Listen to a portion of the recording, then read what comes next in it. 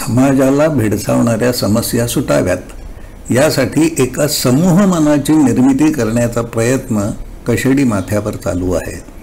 रक्ताचे नाते नसणाऱ्या पण समान उद्दिष्ट असणाऱ्या व्यक्तींचे एकत्र कुटुंब निर्माण करण्याचा हा आगळा वेगळा प्रयोग आहे. माणसे त्यांच्या त्यांच्या आवडीच्या क्षेत्रात स्वतंत्रपणे आवाक्यात असणारी बरीच कामे करीत असतात. आवडणाऱ्या विषयांचे वाचन, चिंतनाचे काम मनाच्या गाभ्यात सतत चालू असते. आपल्याला प्रिय असणाऱ्या विषयांचे विचार मनामध्ये सतत घोळत असतात. शिक्षण आणि पर्यावरण या क्षेत्रात काम करणाऱ्या माणसांनी एकत्र येऊन त्यांच्या आवडीचे, त्यांना झेपेल इतके काम करावे. हे काम त्यांनी त्यांच्या समाधानासाठी, स्वतःला आनंदी करण्यासाठी करायचे आहे. या अशा कामामधून सामाजिक समस्या सुटायला मदत होईल. मधमाशा किंवा मुंग्या ज्या पद्धतीने काम करतात, माणसे तसे काम करीत नाही. प्रत्येक व्यक्ती मी, माझे कुटुंब याच्याशी दृढपणे बांधलेली असते. त्या पलीकडे जाऊन सर्वांच्या भल्यासाठी जाणीवपूर्वक जे काही करायला हवे याची समज अनेकांना नसते. समूहाच्या कल्याणासाठी म्हणून मी नेमके काय करायला हवे यावर विचार करण्यासाठी माणसे सामान्यपणे एकत्र येत नाहीत. सण साजरे करणे, मौज मजा करण्यासाठी अंत्यविधी, 10वे 12वे श्राद्धविधी यासाठी माणसे एकत्र येत असतात. वेगाने बदलणाऱ्या काळाबरोबर नवीन सण निर्माण करायला हवे आहेत.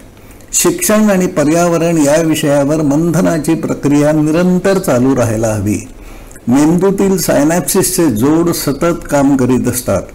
विशिष्ट विषयातील कामांना गती मिळावी यासाठी समूह मनाने आपले वेगळ्या प्रकारचे सायनॅप्सिस तयार करायला हवेत. मन या संकल्पनेची बांधीव अशी व्याख्या करता येणार नाही, पण मन म्हणजे काय हे प्रत्येकाला माहिती असते. प्रत्येकाच्या मनात त्याच्या आवडीच्या विषयांवरील लाटा सतत उसळत असतात. प्रत्येक मन दुसऱ्यापेक्षा वेगळे, स्वतंत्र असते.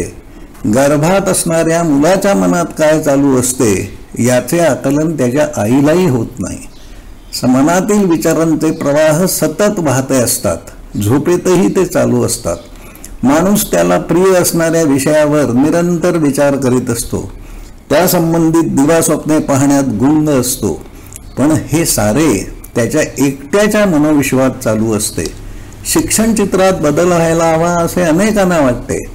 झाडे लागायला हवीत, उजाड पड जागा वृक्षवेलींनी झाकल्या जायला हव्यात, तापमान वाढ रोखायला हवी असे विचार बऱ्याच माणसांच्या मनात येत असतात. पण दूरवर जाऊन उजाड जागी झाडे लावणे, ती जगविणे एका माणसाला शक्य नसते. हे काम जर अनेकांनी एकत्र येऊन करायचे असे ठरविले तर ते निश्चित शक्य आहे. हे नेमके कसे करता येईल या संबंधित काही कल्पना सादरीकरणांच्या या सिरीजमधून आपल्यापर्यंत पाठवित आहे. समूह मन या संकल्पनेवर मंथनाला सुरुवात व्हावी म्हणून एक शब्दचित्र मांडण्याचा हा प्रयत्न आहे. यावरील आपली मते कळवावीत ही विनंती आहे. धन्यवाद.